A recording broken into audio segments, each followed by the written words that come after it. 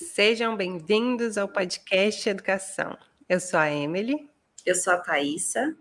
Nós somos mães, amigas, educadoras, entusiastas de uma educação diferente, mais afetiva, mais sensível, e fazemos esse podcast para vocês que são pais, que são tios, avós, cuidadores, professores, funcionários de escolas, ou todo aquele que se sente responsável pela educação de uma criança ou de um adolescente. Sejam bem-vindos ao terceiro episódio da segunda temporada do podcast Educação. E hoje nós falaremos sobre refeições em família. Nós decidimos trazer esse tema porque achamos que ele é fundamental e já encontramos alguns estudos, de universidades renomadas falando sobre essas questões. Inclusive, a Universidade de Harvard, ela lançou um projeto, após 20 anos de pesquisa, ela lançou um projeto, porque toda universidade de grande impacto, ela tem um projeto social, Elas costumam ter vários projetos sociais, porque elas desejam contribuir com a comunidade. Então, eles criaram um projeto que é o The Family Dinner Project, que é incentivar as famílias americanas a terem uma refeição em família. No caso dos Estados Unidos, a refeição que eles têm, a possibilidade de fazerem em família é o jantar.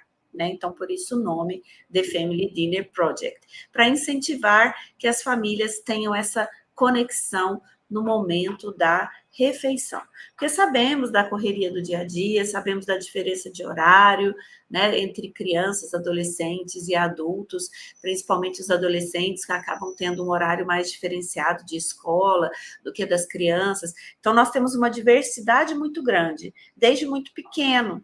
Porque quando o bebezinho, quando ele é pequeno, o bebê come mais cedo, Muitas vezes ele não faz a refeição com a família. Então, nós temos toda essa diversidade. Mas sabendo da importância que é estabelecermos essa conexão, termos essa refeição em família, que pode ser uma ao dia, ou se não puder, ao longo da semana, fazer no final de semana, mas sabendo desse benefício, para a gente se esforçar um pouquinho para ter. Pode ser um café da manhã, Emily? Adapta, pode ser um café da manhã em família, pode ser um almoço, pode ser um jantar, pode ser um lanche da tarde, Eu gosto, mineiro, o pessoal em Minas gosta muito do café, O café da tarde. É quase a refeição principal do dia. É hora de sentar, tomar um café com pão de queijo. Então, que seja essa refeição em família. E assim, a gente percebe nesses momentos, uma possibilidade de criar vínculos, de nos conectar, com as crianças, com os adolescentes, de gerar uma conversa mais leve, mais fluida, sem aquelas cobranças e aquelas preocupações do ter que falar, mas não, parece que tudo em torno da mesa, torna ainda mais agradável. Então, e outra coisa muito interessante, refeições em família geram memórias muito especiais.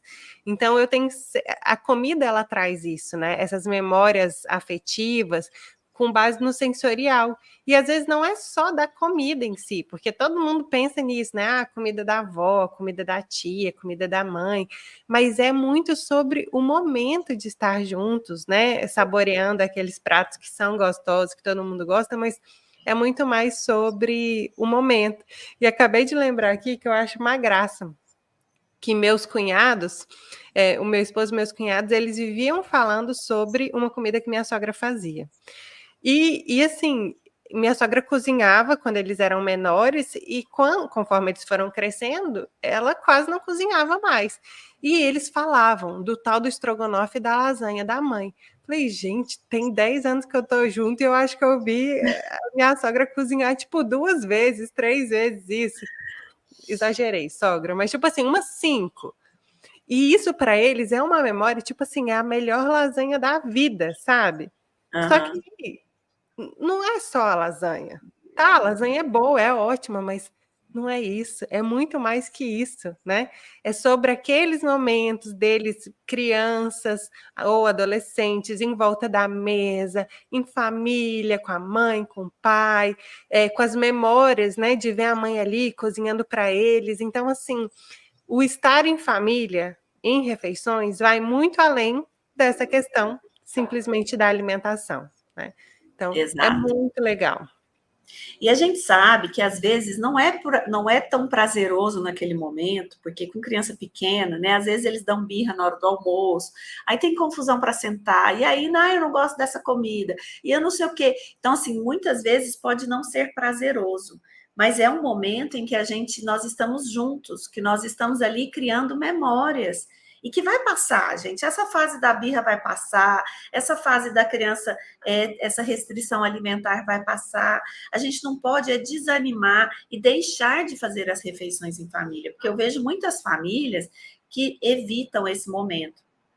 Colocam as crianças para comer antes, né? Porque aí elas fazem a bagunça delas, elas fazem a confusão delas, e depois os adultos vêm comer, né? Eu entendo que talvez seja a preferência de cada um, mas a gente se esforçar para ter mais esses momentos em família, e vai ficando mais leve, gente. A gente sabe, eu sou mãe, tenho 3 filhos, a Emily tem 2, a gente sabe que já tiveram almoços que foram caos, né? E Que quem realmente... nunca, né? Tá tudo certo. A gente não tá aqui para julgar. Quem nunca teve vontade de levantar da mesa e falar assim: olha, eu vou comer no banheiro, mas eu não quero comer aqui. Exatamente. Então, é tudo uma construção, né? Essas fases vão passar, mas a gente tem que construir essas memórias, né? E isso fica gravado. Todo mundo, quem estiver assistindo, ouvindo a gente, tem alguma memória de alguma refeição, de alguma comida que a mãe, a avó, a tia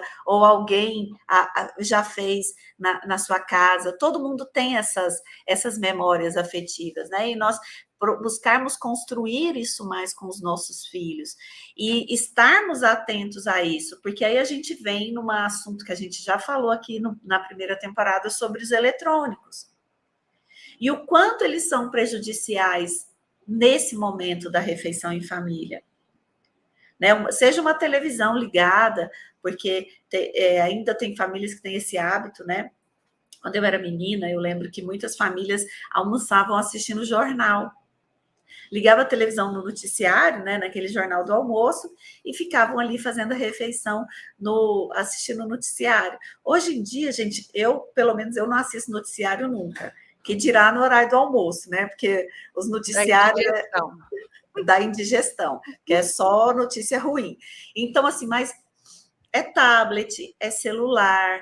Então, a gente tentar, nesse momento em família, deixar os eletrônicos de lado. Deixa os eletrônicos de lado, dá um tempinho, não é grande, não é muito tempo que você consegue ficar longe do seu celular por esse tempo. A gente ter esse cuidado, sabe?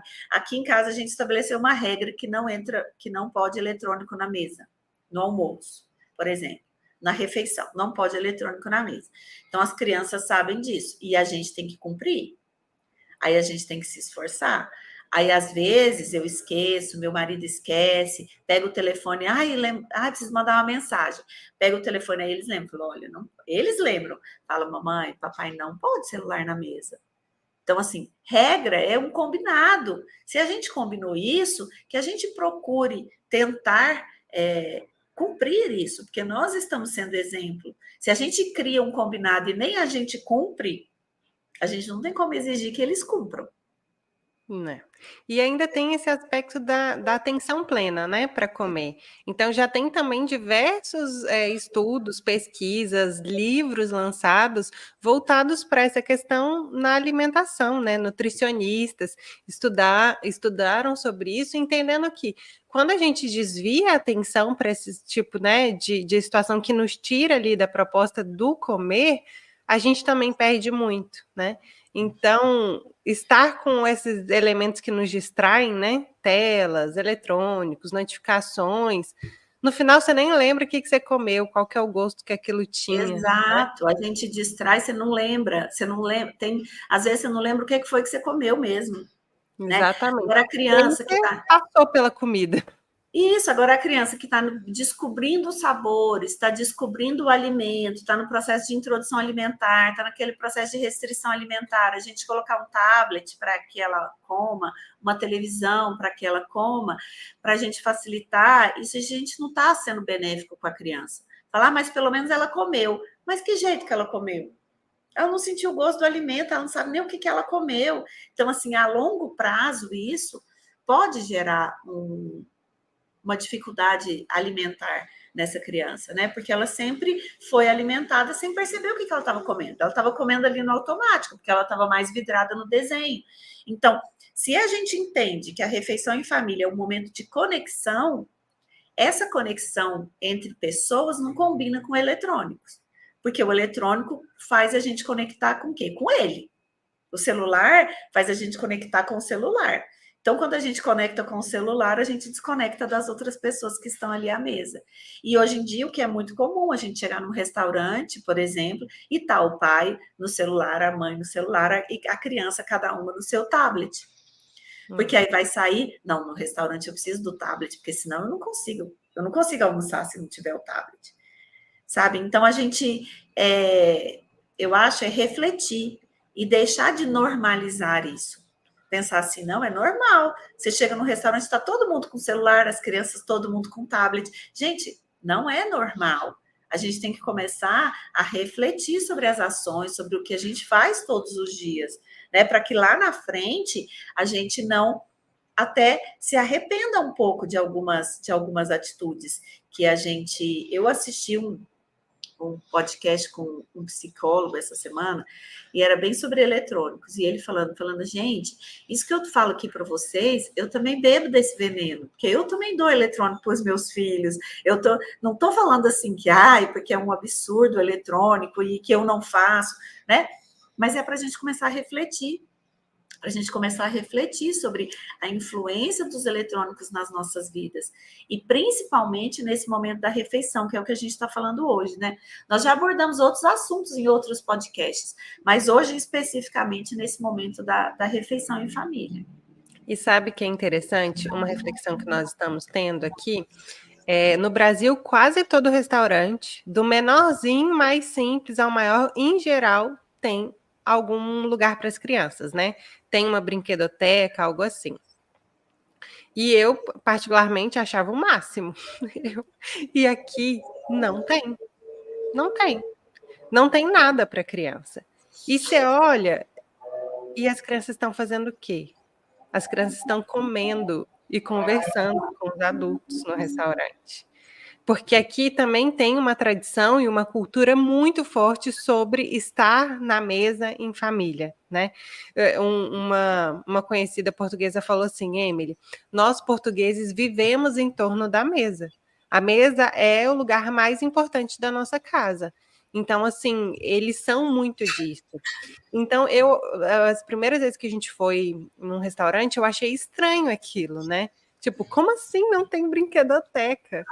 E, e os meus meninos, né, estavam assim, dando uma voltinha no restaurante, porque estavam um pouco agoniados de ficar ali parados todo o tempo. E a gente começou a observar isso, né? É porque as crianças curtem, ficam confortáveis com esse processo de estar ali na mesa. Então, tudo isso. Isso pode ser ensinado, né? A gente pode ensinar as crianças que a mesa é um lugar bom, é um lugar legal, é um lugar da gente estar em família, de se alimentar. Então, é esse processo de insistir, como você falou, né? De não desistir, mesmo no caos, nas brigas entre irmãos ali, e derruba uma coisa, e derruba outra, e tem um chilique. E a gente respirar fundo e pensar, vai passar. Na próxima refeição vai ser melhor que essa, né? Então, acho que Exato. tem a ver com isso. São momentos desafiadores, mas são momentos importantes da nossa conexão em família. Então, a gente não pode desistir disso. Porque depois, lá mais para frente, eu tenho essa vivência com os adolescentes, aí o adolescente não quer mais. Porque ele não valorizou isso na infância. Ele não aprendeu, ele não vivenciou isso na infância. E aí, quando chega na adolescência, ele quer almoçar sozinho, né? Para ele não faz sentido. E se os pais deixam, ele quer almoçar na frente do computador, ele quer almoçar na frente da televisão ou com o celular do lado. Então, assim, a gente tem que valorizar esses pequenos momentos em família. Se a gente não tem essa possibilidade, a gente tem essa trabalho o dia todo, então faça no final de semana. Faça um almoço no sábado, um café da manhã no domingo. Para mim, aqui em casa, o mais fácil é no café da manhã no domingo. porque todos os dias é complicado, café da manhã é sempre uma correria, sábado também, então acaba que domingo é o momento do café da manhã em família, que é o único dia da semana que nós sentamos todos juntos para tomar café da manhã. Mas é uma vez na semana, já é alguma coisa, né? Se você não pode fazer todo dia, faça de vez em quando, faça uma vez na semana, mas a gente refletir sobre essas questões, para que a gente possa, mais uma vez, a gente ressalvar aqui, né, da importância das memórias afetivas, de nós, ao longo da vida dos nossos filhos, a gente ir criando memórias afetivas. E para a gente poder finalizar, eu tenho aqui uns dados da Universidade de Cornell, nos Estados Unidos, que falam que fez uma pesquisa sobre isso também, sobre as refeições e os reflexos, né, das refeições em família para as crianças. Então, ela diz que as crianças que desfrutam de refeições em família têm 35%. São 35% menos propensas a desenvolver distúrbios alimentares, 24% mais propensas a comer comidas saudáveis e 12% menos propensas a estarem acima do peso. Então, assim, são questões muito relevantes se a gente for pensar nesses percentuais e no impacto de coisas que não são tão assim complexas, né? De estarmos juntos em família. E ainda trazia sobre alguns benefícios muito claros, e aí eles citaram 6 benefícios. O primeiro tem a ver com senso de rotina. Então, entender que tem hora para tudo, e a gente já falou isso aqui em outros vídeos, Sim. né?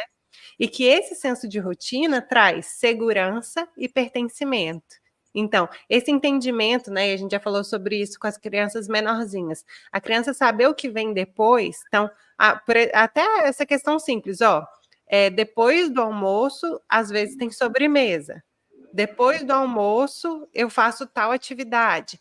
Então, a refeição, ela vem para compor essa rotina e trazer segurança, né? Especialmente para as crianças, quanto menores elas são também. Criação de vínculos, momentos de compartilhar experiências e estreitar laços, porque isso flui, né? É um momento, como a gente já falou, fica confortável, fica leve. Aos poucos, às vezes, né? O adolescente chega na mesa de cara fechada, desconfortável, e ali, quando menos espera, já está falando de alguma coisa, né, particular, a cara feia já amansou. Então, assim, deixa esse ambiente mais leve, mais confortável. Ainda traz sobre espaços de fala e de escuta. Porque muitas vezes o espaço de fala que o pai ou a mãe tem é o espaço da bronca, né? É o espaço de chamar atenção. E a gente tem que se vigiar para escutar mais as crianças, os adolescentes, e esse, às vezes, é um momento de uma conversa leve, né? Que a gente pode ali gerar um espaço realmente franco, confortável, né? De eles falarem, mas eles também ouvirem. Ainda traz sobre habilidades linguísticas e sociais. Por menos que a gente, né, assim, uma questão que a gente às vezes nem imagina, mas você ter um discurso, né, encadear pensamentos com o adulto, então permitir que as crianças conversem. Eu lembro que na minha família tinha algumas pessoas que falavam assim: na mesa não é lugar de conversar, é lugar de comer. E assim, lá em casa sempre foi um lugar confortável à mesa, sabe? Um lugar para as pessoas conversarem. Então, quando eu ia na casa desse povo que falava que não era lugar de conversa, eu falei, gente, acabou a graça disso aqui. Então, assim, permitir, né, que as crianças conversem, que, né, seja um espaço também para isso. Essas habilidades sociais que a gente já comentou, são tão às vezes solicitadas em outros momentos da vida, elas começam em casa, em momentos assim, né? Ainda falava sobre alimentação saudável e, obviamente, em geral, se você cozinha em casa, a sua alimentação é mais saudável do que se você compra, Sim. em geral, né? E sobre reconciliação. E eu achei isso tão especial, porque, assim, às vezes a gente nem repara o quanto a refeição em família pode ser reconciliadora. Às vezes a gente acabou de ter uma discussão, uma briga, ou entre adultos, ou entre as crianças, brigas entre irmãos, ou a gente que chamou a atenção do filho e está todo mundo mal, não dá nem vontade de sentar na mesa, né? De que assim, não tá legal. Mas quando a gente senta à mesa, aquele ali pode ser um espaço reconciliador. Então, são tantas as oportunidades para a gente deixar passar que seja uma refeição em família, né, por semana. É um espaço que a gente divide ali, né, na refeição. E aí, mesmo que você esteja sem conversar com a pessoa, você tem que dividir o espaço com ela, você tem que interagir de alguma forma com a pessoa. Então, realmente, esse efeito consolador é... E essa refeição que a gente disse, eu estava comentando essa semana com meu marido, como é diferente em casa e no restaurante. É incrível como que num restaurante você não consegue estabelecer uma conexão como em casa. Né? Não tem talvez a mesma intimidade, às vezes o barulho do lugar, você não consegue conversar direito. Então, assim, muitas vezes a gente procurar essa refeição em casa. Se não for feita a comida em casa, que seja encomendada, que pede a comida, mas é diferente a gente estar no nosso ambiente familiar e compartilhando daquela refeição, daquele alimento. Então, obrigada por estarem conosco e até o próximo episódio. Até o próximo. Tchau, tchau.